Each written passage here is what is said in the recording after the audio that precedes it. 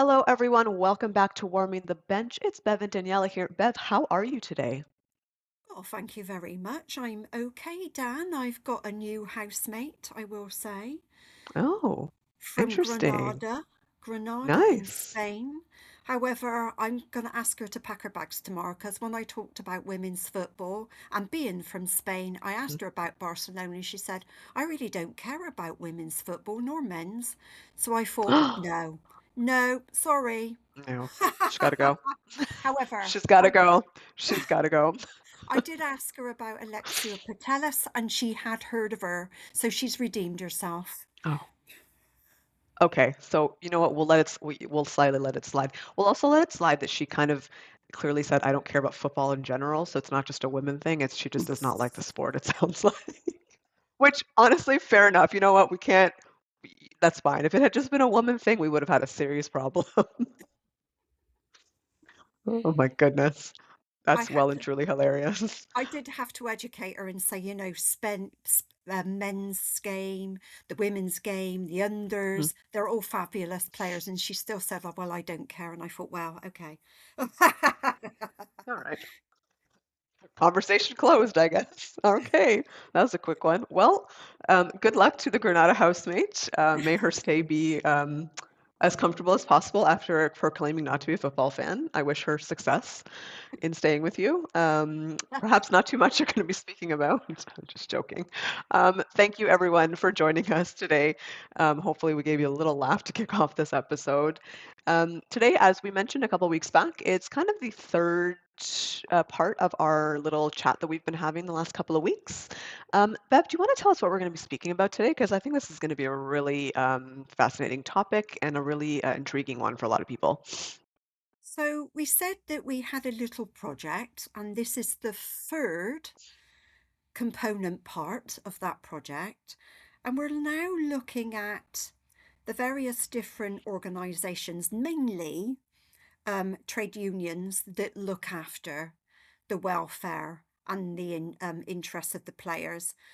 Over this side of the pond, it's FIFPRO, and over in the other side of the pond, what is it, Dan? It's the National Women's Soccer League Players Association. So this is just for the NWSL, and the short form of that is called the NWSLPA. That's wonderful. And what we're going to do, the order of play, if you like, is that we're going to give a very brief overview of what their roles are, what the main key tasks they do. Then I'm going to give a little bit of an overview of the fact that football men and women's, but mainly women's, because obviously we're all about the women's game, how different it is from other industries, from other professions. It's Mhm. quite exceptional and unusual. And obviously, just because we have progress in the women's game doesn't mean that the infrastructure and other things surrounding that are as they should be, to the standards they need to Mhm. be. And then from that, we're looking at individual cases and we'll look at the nuances surrounding our question that we put in the part one, which was the players, are they commodities, are they people, or are they simultaneously both within the game? Mhm. Yeah, does that? Oh, and to Yep. finish off is the mechanisms, not just the unions, to make sure that things keep in balance, especially welfare and safety in safeguarding, etc., but other mechanisms that are out there in order to address that question, Dan. Yep. Has Tons. has There's a few. has that needle already been passed? Is it in out of balance? Is it in balance? Where does it lie? So we'll kind of finish on that question you posed last week. Hopefully somebody did Yeah. respond, did they? You know what? We did not. However, I have some thoughts on it, so maybe I can fill in some gaps while we wait for our straggling listeners to get on board. Okay, okie dokie. Stragglers, you heard me. Yeah, I know. Again, that naughty step. Right then, shall I? dig into FIFPRO. Like I said, I'm not going to go too mad. I'm just going to give Yeah. an overview. It's Mhm. possible that a lot of listeners don't know an overview of FIFPRO and what they do anyway, and the same with the union Yeah. over in NWSL. So FIFPRO, like a lot of unions, it represents the players' interests. So they are aiming Mhm. to improve working conditions and advocate for the continual professionalism of the women's football, protecting players' rights, better employment Mhm. standards, fair contracts, timely payment of wages, safe working environments, supporting the players facing contractual disputes, etc. Advocating for equality, better infrastructure, stronger professional standards, and fair prize money. Promoting maternity and family protections. See, I think that's quite radical in comparison to the Mhm. men's game because the men don't get pregnant. Mhm. So that's quite a thing in itself. Exactly. Yeah, Yep. giving players a voice. So there is a women's players summit that brings Mhm. together everyone to discuss and influence topics like international match calendar, collective bargaining, and future direction of the women's game. So they will be discussing exactly what we're discussing. Is that needle going far too much to commodities? Is it in balance? Or is it, we need to look at the interests of the players, their health, safety, welfare, due diligence, etc., etc. And recognising Mhm. excellent, i.e., Women's World 11. Okay, addressing Yes. discrimination and abuse. So that's the remit of FIFPRO. Dan, over to you Mhm. as to Yeah. Can I just ask you a quick question about FIFPRO for 1 second? Um, my understanding is that there are uh, current players who are almost like representatives of FIFPRO. I think Lucy Bronze is on some sort of board as well. Did that come up in your research as well? I didn't find that one out, Dan. I'm afraid not. No. I have heard of Lucy Bronze Okay. because she's Well, quite an advocate, isn't she? Yeah. Do yeah. you We'll know of probably other we'll players? answer this. Yeah, there's my understanding is there's a lot of, and I believe like Australia has that kind of their version of FIFPro, or it's almost like an offshoot of it. And there's certain players that are on like on the board almost as representatives. I'm fairly certain Lucy Bronze is part of it, and then there's a couple of players in Europe and other individuals. We will answer this question for you guys because I do believe that part of it is having like that player representation as well to speak for the current crop of them, which makes sense, right? There's peers on the board to speak for your interests. Nobody better is going to be able to speak for you than someone who's actively involved as well.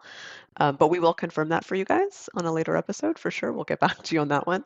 But yes, as Bev mentioned, the NWSL Players Association, of course, short form NWSLPA, is basically the same thing. It's the labor union that represents, excuse me, the professional players in that league. So its purpose is the protection of players' rights.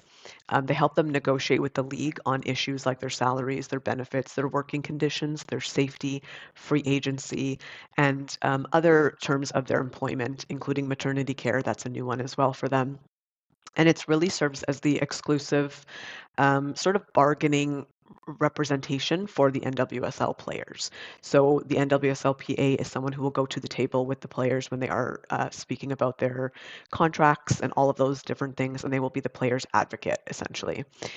Just a couple of quick notes on the NWSLPA.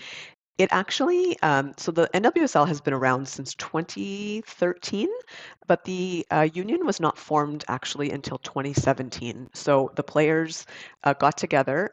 Yeah, the players got together and they formed a group led by former player Yale West, who's actually the sporting director now at Gotham FC.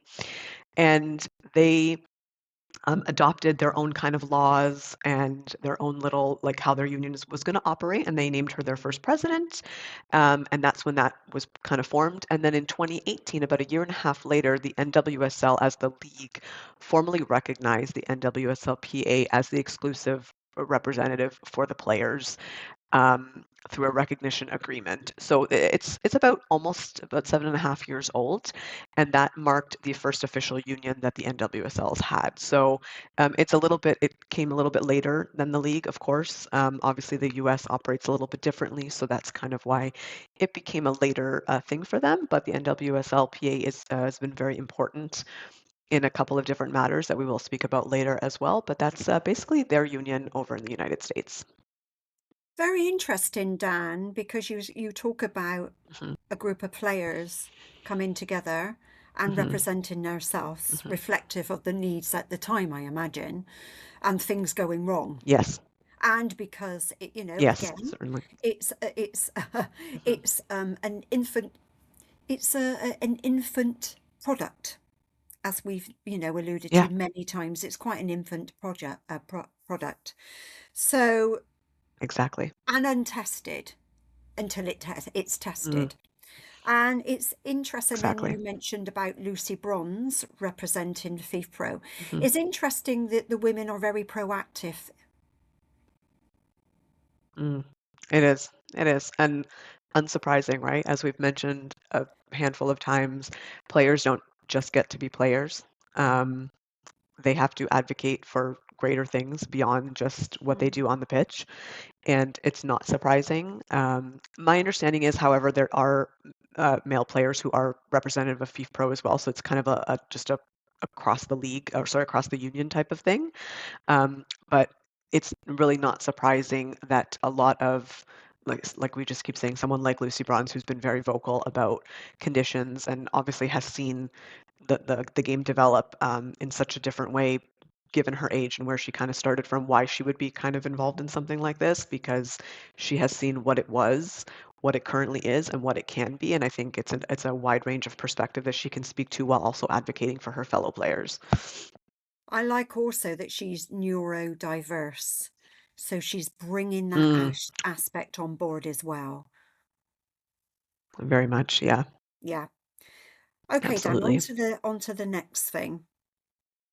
I want to bring on board or make a mention of how exceptional and unusual football is. Although it's the world game, we're all watching the World Cup. Lots of people are glued to the TV, but I also Mhm, respect lots of people aren't. But it's one of the most popular in the world, isn't it? Um, mhm, mhm, and for me, I'd say this about both the men and the women's game. When I've been watching this World Cup, Dan, there's something very mhm. glamorous about watching football.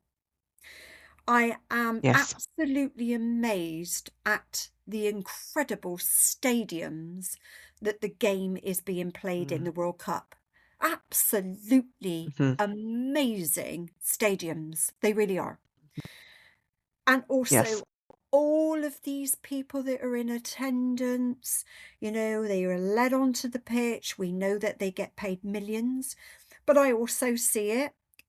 The Lionesses don't get paid millions. The women's game in general doesn't get paid millions. But also, I see the Lionesses, when they represent England, get led on to the pitch of Wembley, which is very glamorous, a huge stadium, 87,000 Yes. plus. And I have to say, Iconic Dan, stadium. yeah, it is an iconic Mm, stadium. It's the home of football, that stadium. It's known as that, isn't it? And also added yes. to that, the Etihad and the Emirates, fantastic Mm, places to play. And all of it on the surface, all of it seems rather glamorous. It really does. yes. And I Mhm. forget I forget, as anyone might, that actually football is a job. It is a job. Yes. There are Mhm. hours. You can't, Mhm. you know, the physical aspect of it, to play a 90-minute plus game, the physical demands of that are astronomical on a player. Yes. So Oh my if gosh, you, yes. yes, and if you consider a tournament and what that is asking, plus the weather, the humidity on top of that, the Mm, emotional investment they put in. I mean, that is a massive thing that it definitely, in it's a terms of the strain. women's game, needs Hmm. professionalization. And that means good Yes. infrastructure, not just good pay, Hmm. but equality in terms of the tools to play the game healthily. Okay. Hmm. And, you know, there are 130,000 footballers worldwide, both men and women. And I just made a Wow. little bit of a comparison to a teaching job because we're both ex-teachers. Now, in the UK alone, there are almost 500,000 teachers. So you can see the difference. So 130 Hmm. for 1,000 footballers worldwide, compared just in England alone, 500,000 teachers. Hmm. And looking at that, you know, there are unions Hmm. around that. There's the National Education Union, there's NASWT, and Hmm. there is ASCL. There are lots of unions representing teachers. It's very clear in terms of core elements of the job and the various categories involved in looking at the profession. Okay, things will still go wrong, but there is a clear Of course. template.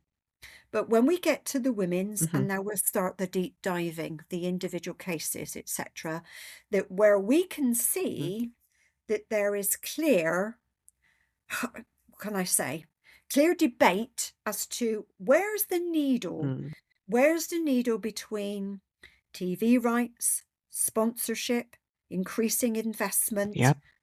and the players being seen as commodities versus Hmm. people and their rights, their human Yeah. rights, their needs, that they have Hmm. interior rights, etc. Okay, I'm going to think about, both of us mentioned health and safety. Well, the nuances around there Hmm. alone, Dan, because we still don't Hmm. know what the causes of ACLs are. Is it poor Yep. pitches? Is it incorrect football? Is it incorrect kit per se? Is it down to menstrual cycles? We're still waiting on research, and that's not forthcoming at all. So, just Hmm. around health and safety alone, there are questions. Your thoughts on that, Dan? Oh, completely. I think in general, women's health is underfunded and under-resourced and under-researched. Mm, And then when you take it into a, let's be honest, a niche kind of space like football, because like you said, there's only 130,000 footballers worldwide. So it's a very unique, like you said, yes. profession. Mm, It's going to be even less. So if you're looking for general women's health research, it's limited. And then you throw in, oh, what about an athlete? It gets even more limited. And then you say a footballer because you're being very specific, and it's basically next to nothing. So just on a basic level, yes, we have a little bit more understanding of women's bodies and what is needed to kind of support them in playing football, and in broader athletics.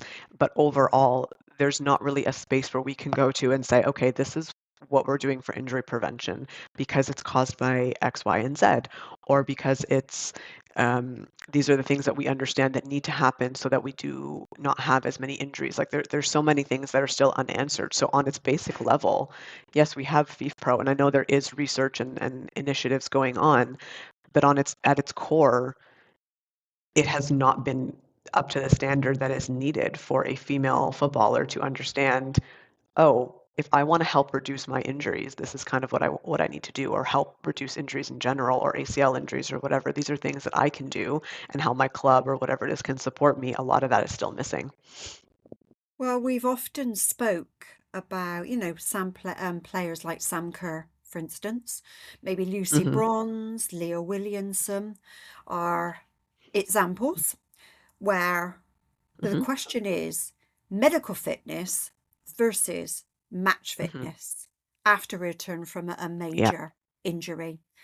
And Hmm. obviously, we Hmm. do see that the commodification comes into it because they are part of a team. The players I've mentioned perform key roles within that team.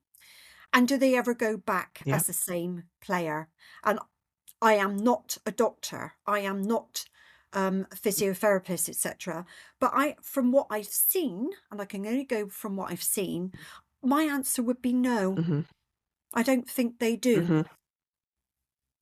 Yeah. Very few do, which is sad, right? Because you're looking at players who, in their moment, were fantastic. And listen, even a player coming back at 80% of themselves at a Lucy Bronze level or Sam's level is still a fantastic player. Let's be quite honest about that. But it is really disheartening that we don't have the infrastructures or the ability to look at a player and say, okay, you can come back at 99% of yourself, because we have all of these other things in place to ensure that you are supported in order to come back that way. And that's not going to work for everybody. Of course, the bodies are crazy things, and sometimes even all of the support is not going to make a difference if your body just does not want to cooperate, of course. But a lot of players don't come back, and we still don't understand how to properly support them or what to even say why is the reason why they don't come back as 100% themselves, or at least as Absolutely. close to 100% as possible. Yeah, Yeah. absolutely. There's still a lot of work to be done there, Dan. I'm sure you would agree. I mean, also factoring in Uh-huh. overloaded timetables now. I mean, we've got two more in Yeah. the WSL this year, two more clubs. So what's that going to Yep. look like in terms of timetabling, etc.? Can I move on? Exactly. We were talking about Sure. Durham. We were talking about Durham last week, Mhm. didn't we? We mentioned it about Mhm. a new different model from Cannes in Mhm. terms of investment. And within Yes. days after our podcast, we learned Mhm. about the appointment of Willie Kirk. Now, Yes. Willie Kirk has a bit of a bit of a past when he was at Leicester, in that he was dismissed by Mhm. them. It wasn't for any Mhm. criminal activity, but it was about him having an affair with one of the Mhm. players. It's a consensual, it has to be said, got to be fair in saying it. It was a consensual relationship. However, what Mhm. Leicester were concerned about were the unequal dynamics. In other words, the power lied with Power. Willie Kirk. Yeah, Mhm. power balance was with Yes. him. Yep. However, Mhm. here we go again, the commodities versus the player's welfare. Now, Willie Kirk, it has to be said, has a pedigree. He is one of the Mhm. best women's coaches out there. And I'll just let you know that Mhm. he coached Hibernian women, and he actually Mhm. transformed that club into one of Scotland's leading teams. Then he took on Bristol Yeah. City and returned them to the WSL on a very tight budget.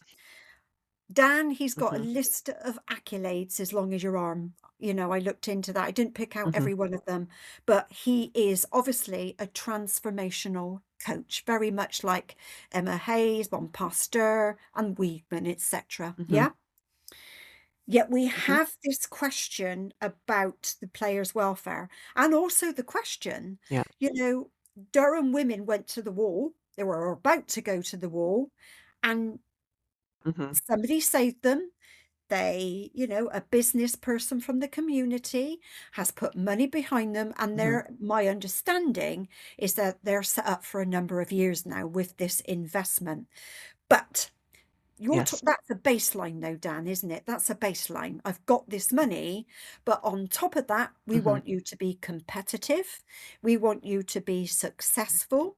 We want you to bring in fans. We want you to have good demographics, in that you have good social media, that you interact with the fans, um, that you give us promotion. And the person to do this has been considered to be Willie Kirk. Yeah, thoughts on this, Dan? Yeah. Yeah. Um, It's a it's a tough one. I understand what I'm about to say is probably not going to be super popular because you did touch on the fact that it was considered to be a consensual relationship, or it is a consensual relationship. My issue, what I take issue with this, and where I would hope when we speak about someone like FIFPRO, where are they in this, is that by appointing someone like Willie Kirk, where he did have a relationship with the player, and the dynamics behind that, of course, like you said, it is a power dynamic. You can't skirt around that.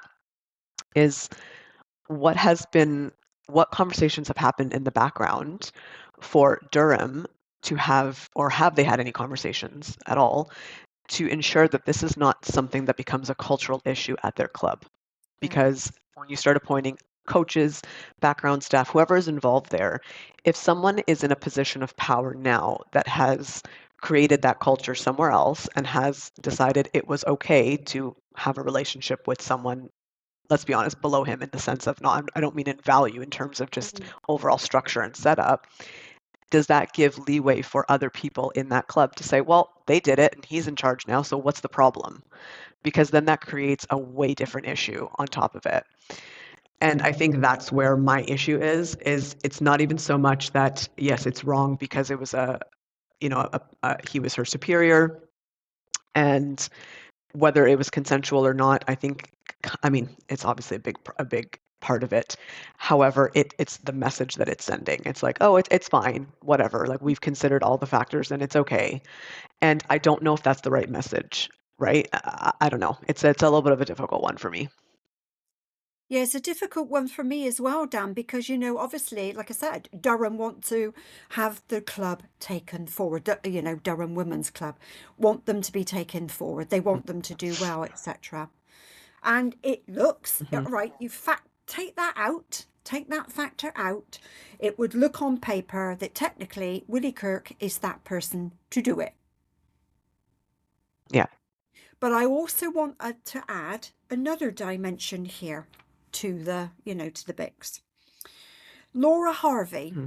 was talking on The Mm. Athletic very recently about Yes. why there is a lack of female coaches still in the game. She said, I have spoken to over 100 coaches I know exist out there, but Hmm. the clubs are seeing it as a risk. They are taking the risk. Yeah. Hmm. And she said, yeah, I am Yeah. working with FIFA. I am working with FIFA to change this. This is another cultural aspect, another cultural, and I Hmm. imagine traditional aspect as well. Because we've seen, like the women Hmm. always seem to be in the shadow of the men's game, and they take on those Yeah. templates, don't they? Inability to Hmm. think creatively, I think. Um, so there are female coaches out there, Dan. So to me, it was another Hmm. dimension to the conversation. Yeah. Completely. I heard that interview with Laura Harvey, and it's just, again, it's like another part of it, right? It's so this was the best option that was available, Mm. and like you said, on paper, sure, but was it really? And then background it with what message does it send? There's a lot there that just doesn't add up, and it looks like unwilling to look elsewhere and just taking a bit of an easier route because it could yield very great results, which leads us back to our, okay, is that the only thing that you're prioritizing completely? That commodity side of it, that yielding a return on your investment, all of that, which I understand from a business standpoint, I get it. Don't get me wrong. Like, we're not completely obtuse to the fact that this is a business at the end of the day and people put in money to make money or to have at least a slight return on their product or their investment, excuse me. But it begs the question that I asked last week, where do we draw the line between that? Is it okay to allow somebody to come into your organization that has had these previous issues because the only concern is, are they going to yield results? And if that result is going to give a return on what's been put in. It's a whole kind of chain, and it's a little bit of a messy chain when you kind of start looking at it that way. I agree. Also, it takes me back to when we were talking about controversies and characters, Mm, and I mentioned about in the yeah. changing room. To me, what you've Mm, mentioned in the changing room is the cultural aspect here. That's the underpinning yeah. thing. You've mentioned it, and I'm going to mention it as well. That's the underpinning thing here. Do they create, a group of women, a team of women that want to do well, and, maybe they're excited? I don't know. I've not seen anything, any response from any of the Mm, players. But is that a problem yeah. in itself? That already a Yeah. culture has been created where the Hmm. women aren't saying anything, because if they dare to, what does that mean in terms of their future? And what does that mean in terms Exactly. it's a job, as I've just mentioned. It's a job in terms of paying their mortgage, paying for the things they want in life, Mm, like a lovely holiday, looking after their children if they mm, have it, looking after their own self, buying cars, buying this, doing that. Do you know what I mean? There is a chain mm. reaction, as you quite Yeah. rightly say, Dan. Completely. I completely agree. And that's, again, there's so many.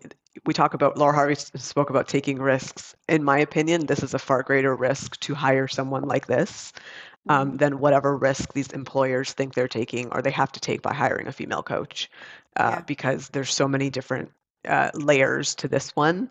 And it's just, I don't know, it's uncomfortable. Even if you look Mhm. at it and say, I don't really find anything particularly wrong with the situation, it wasn't coercion, whatever. On some level, there might have been, even very indirectly because of the dynamics that were involved. And it's just very uncomfortable. When I saw the headline, that's literally what it made me feel, was uncomfortable immediately. And if I feel that way as a stranger who's never been in the Durham locker room, has never played football, I can only imagine how some of those women are feeling in that locker room. And maybe some of the staff too, people that are already employed there, thinking like, what is this? What's going on here? Absolutely. And there's another layer, Dan, in that supporters of his appointment Mm, have come up with, yeah, that there's redemption. Everybody has the right to redemption. yeah, Everybody makes mistakes. mhm, But this is a borderline one for me, Dan. I've got lots of questions around it. yeah, for sure. I agree. Yeah, Time will tell, I guess. I don't know. It's a weird one. yeah, it certainly is. Over to you. Yeah, so some of the nuances here, I think I'm going to take it over to this side, Yeah, speaking of the NWSL. So as we've mentioned a handful of times now, Trinity Rodman with a major contract and, kind of coined the Rodman rule, which allows clubs to spend over their salary cap for players who are considered a high impact player. And this one rattled the NWSLPA for a lot of reasons because it was implemented by the league without proper consultation of the players' union. So, this is something when you talk about salaries and contracts, because they negotiated a collective bargaining agreement, this changes what that collective bargaining agreement looks like in terms of salaries and all that, right? And the NWSLPA filed a grievance against the league when it came to this because they said we were not probably properly consulted, and they did in so many words, or sorry, not in so many words, but they basically said that this is a little bit of an unfair rule because it doesn't actually change the compensation structure for all players. It just allows you to spend more on one or two or whatever, however that works, right? Um, so this is a bit of a nuanced one in terms of that because the NWSLPA is trying to look out for everybody, while probably acknowledging that this is necessary in order to retain top talent. And I believe their massive grievance was we should have been consulted to come to some sort of resolution that allowed us to keep Trinity and players like her in the league, but doesn't kind of disadvantage other players in the process. And when we speak about why these unions are so important, this is a massive part of it, right? Like they looked at their collective bargaining agreement and said, hang on, you've kind of violated what we've put in our contract that you signed off on, you being the league and the NWSL, and we're not okay with this. And we want to ensure that our players have a say in how compensation structures are changed and what that kind of looks like, because at the end of the day, they're the ones who are either going to benefit or not benefit from those changes. So this was quite an interesting one. I believe the grievances are still going on, and they're going to be heard in court unless they come to some sort of um, through arbitration, sort of an understanding of that. But at the end of the day, it's already in use, right? Rodman's being paid, other players are being paid. And should the court side with the NWSLPA, what does that look like now for this rule?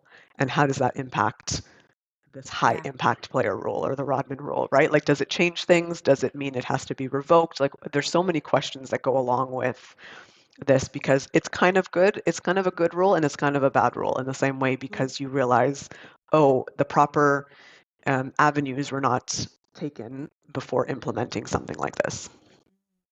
two things can be true at the same time. Correct. It's Yeah. basically that's exactly what it is. Yep, I mean, completely. I understand from, you know, it's widely, whatever your views are, but it's widely said Hmm. now that the WSL is probably the go-to Hmm. league. I mean, you've only got to look at Alexia Hmm. Putellas, and today we had the other one that joined, wasn't it? Mappy Leon. So, I mean, there's some huge Hmm. players that are joining the WSL, considered to be one of the best in the world.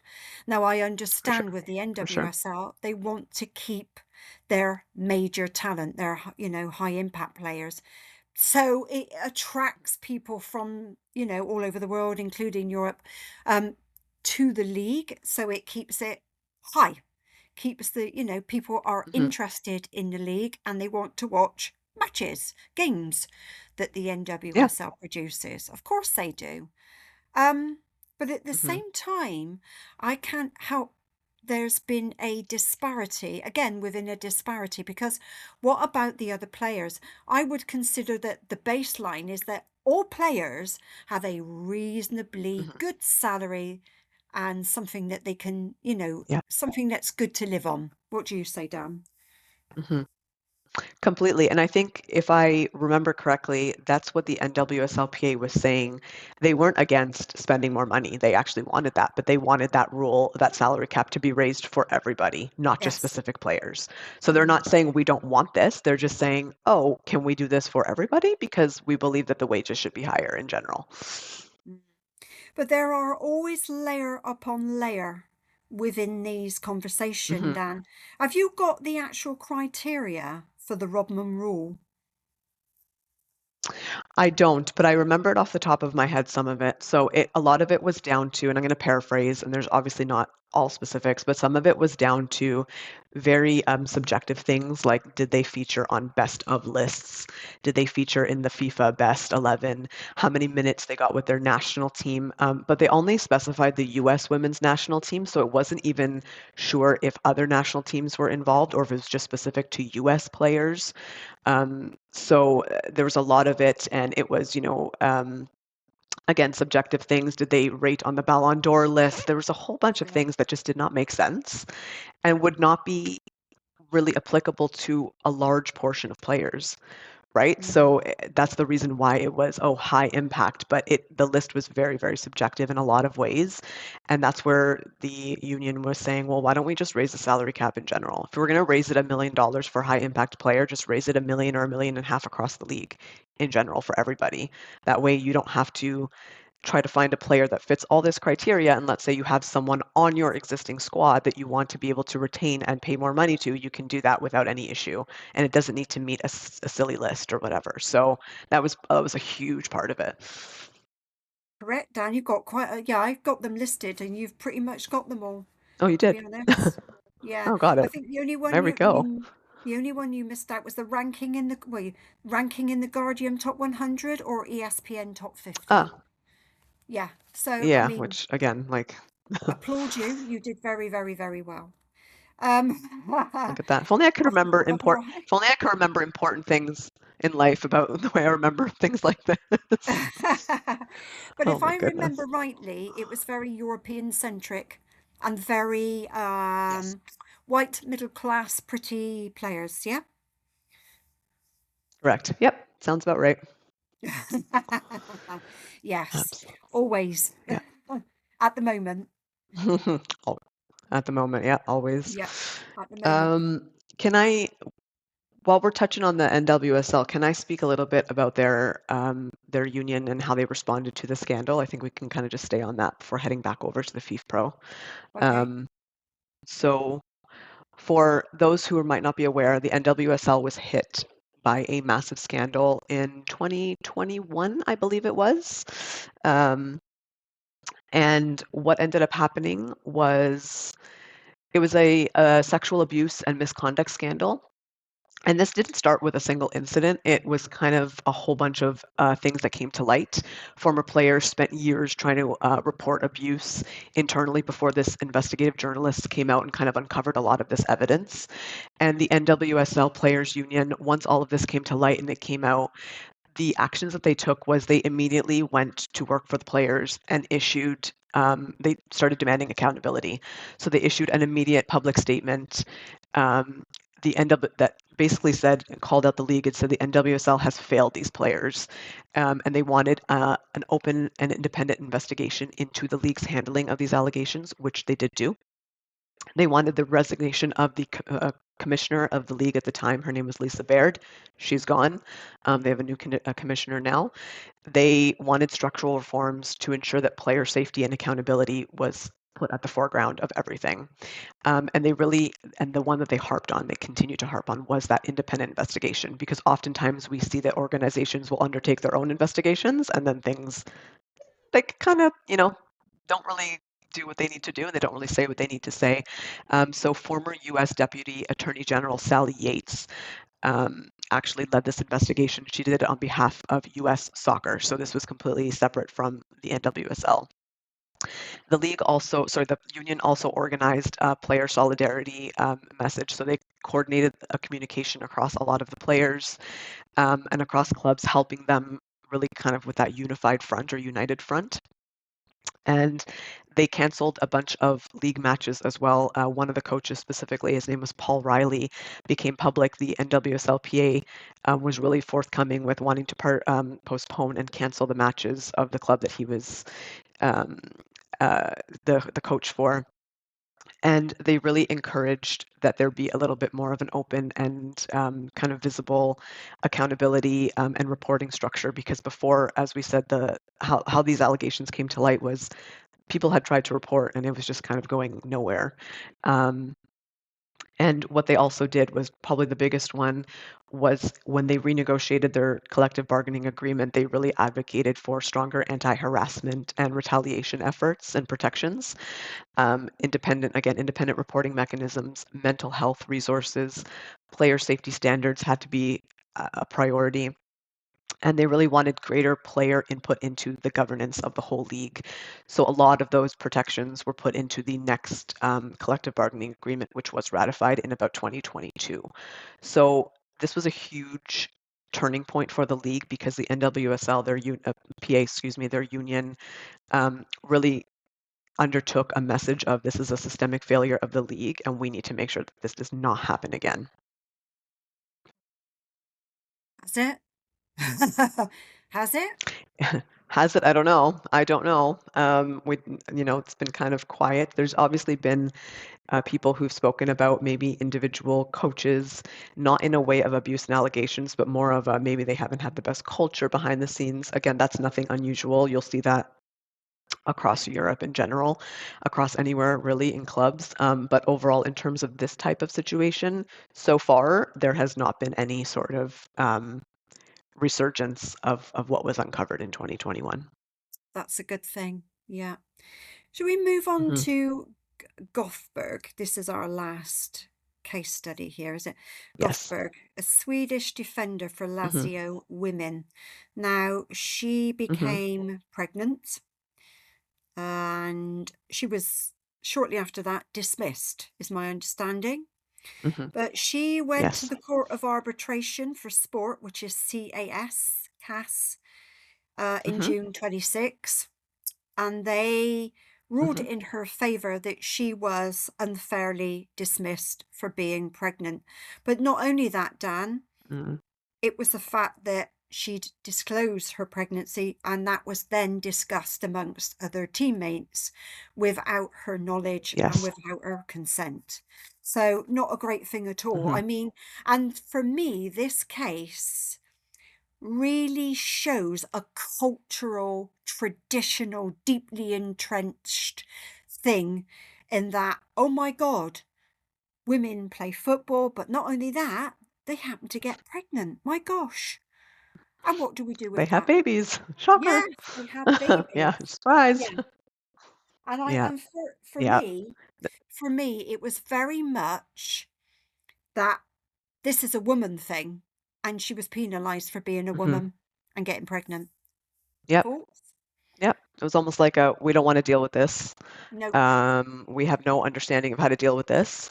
And it's better to just wash our hands of it and see what happens. But the problem is that Lazio were very um, stupid. I'm just going to say it. I don't really have another intelligent word to say for it. Mm, mm, In dealing with this way, because if it wasn't addressed in the moment, given how strong FIFPRO have come out in terms of maternity care and how FIFA, the organization, have also spoken about maternity care and all that, it was only a matter of time before this became bigger than them trying to cover it up. Do you get what I'm saying? Like, it was only a matter of time before it was, oh, there's no way we can, because there's been other cases like this. There was a case at Lyon a couple of years back as well, or more than a handful of years back, but it was never going to fly under the radar. And I'm really glad that FIFPRO has come out in more of a support of all of this and has really condemned clubs who have dared to act in this way towards players who become pregnant. But now moving forward, certainly over this side of the pond, we can see that there are Hmm. rights now for women who become pregnant, maternity Yeah. rights, and Hmm. if you want to view it as a job, they've got rights around them, safety rights around them, protecting them to have their children. Gory is one that comes to mind. Katrina Gorry, Yes. Yeah. yes, that she had the Yeah. She's been children. She fantastic spoke about that. very openly about how Hmm. good West Ham have been supporting her in Hmm. her journey with her children, etc., and her Hmm. maternity leave, etc. So yes, Yeah. I'm glad about that. Dan, Hmm. going on to the Absolutely. mechanisms, we don't just have Hmm. unions to support the No. players' interests and their Hmm. welfare and their rights, Hmm. etc. But there are others Yep. involved within this arena. And one of them, I have to Yes. say, is all of us Yes. as supporters, fans, onlookers, whoever, in whatever capacity, we all have Hmm. a responsibility towards the women's game. Yes, we do. And media is a huge Yes. part of it too, because a lot of the times these stories will come to light, with a journalist who actually cares and says, I'm going to bring this story forward. And maybe it doesn't track right away, but eventually gains traction. And that's how we Mm. start talking about it. And then, if I hear about it somewhere, or you hear about it somewhere, or someone down the street hears about it somewhere, and then as the public, we start to talk more about it, and it becomes something that we can all advocate for. So it's kind of almost like a circle of Mm. advocacy and where it starts from. It doesn't really matter where it starts from, but it eventually becomes a public thing that we can all advocate for. Yeah, and crossing that over to or linking that to social media, Hmm. various posts about the women's game, and on come the misogynist and sexism and the racism. And Hmm. people have, you know, fans really do need to challenge this. Not necessarily by Hmm. saying, hi, who do you think you are by saying this? What's all this about? Blah, blah, blah. But reporting it to the powers that be, to the Yeah. police, because it is a criminal act. You know, Hmm. blatant bullying, racism, sexism, and misogyny Hmm. are now blatant crimes. They are crimes. So report them to the They are. powers that be to get something done. And when Hmm. a group of fans or supporters reports it, and that grows, Hmm. that helps. That helps get something done. In the case of Jess Carter, for instance. So yeah. And Yeah. obviously we need governments, FIFA, um, FIFPRO, FIFPRO, everybody all of them to be need to be involved on this. in pushing Yeah. that. Yeah, Yeah. absolutely. Have I missed anybody out? Coaches. So when we talk about coaches, Coaches, we've standards. just yeah, we've Yeah. just talked about Willie Kirk, you know, people will have Hmm. different views about that, I'm sure, and some people will agree with what we've Hmm. both said collectively. But standards Yeah. need to be in place, and Hmm. we need good coaches. And please dip into those resources, those women out there, those hundreds of women out there that are qualified coaches already and would do potentially a good Yes. job. Coach, coaches, front office staff, federations, everyone kind of, it needs to be a Mm. collective of standard across the board. Yeah. Yeah, I think we kind of covered it on that one. Yep, definitely. Um, where the needle is Absolutely. then, Dan, in terms of balance, is it in balance? Where are we? You said you had some thoughts about it. I think we're at a, I think there's a decent balance now. I think we're potentially at a tipping point where it could be crossing Mm, into mm, alarming territory. But right now, I think we're at a balance. And I believe with the advocacy and the things that are going on, we could maintain it where it is right now. mm, Um, but there definitely are things, and when money is involved and all these things are involved, it could absolutely tip, and it could tip very quickly. So the needle is, I think, where it needs to be right now. It definitely could have some work, without question. There's always room for improvement, mm, but we are at that kind of wobbly point, as we've always kind of spoken about, that mm. it could very easily tip the other way in a way that we don't want it to go. Um, and we are all, I think we're all have a responsibility to ensure that that does not happen. But obviously, the public doesn't have all the power, right? We only have some of it. So we have it, and then all the mechanisms that you mentioned have a responsibility to ensure it does not get out of hand. Absolutely. Well, for me, it all comes down, if I remember that metaphor, the rocket on a wobbly launch pad. Now that refers to the Mhm. infrastructure. And I'd like to see more Yeah. Kangs. I'd like to see more Brighton and Hove Albanian, where they're invested in um, Hmm. specialized, bespoke infrastructure, stadiums, etc., for women only. Agree. Tottenham Hotspur is Agree. another one. Arsenal have their own space for the women, don't they, in terms of training facilities? London City Lionesses. It's all moving forward in the right way, but we still have grassroots and other in terms of the UK, there are 7 tiers. Well, 2 are okay and 5 are not. So, it has to Yeah, move together. But I think also I agree. what you say, Dan, that some clubs will be left behind, unfortunately, and some will go to the wall. And that is sport. Yeah, it is. Unfortunately, that is sport, and it's not unique to football. But yeah, it's a sad part of it. But again, it's not unique to the women's game, or it's not unique to football in general, honestly, Yeah. all across the board. Okay, would you like to say what our All right. topic is for next week? Yes, we are deep in the chaos, that's what I'm going to call it, of transfer window. So what we're going to do next week is, it's a little chaotic, guys. It's a little wacky out there. We are going to break down confirmed transfers, some rumors, and then I think we're going to rate the ones that have already happened, um, based on our opinions of them. And then we're also going to go through some clubs who maybe have been a little quiet and what they could potentially be signing. Not necessarily in terms of name, just in terms of types of players, profiles, positions that are needed.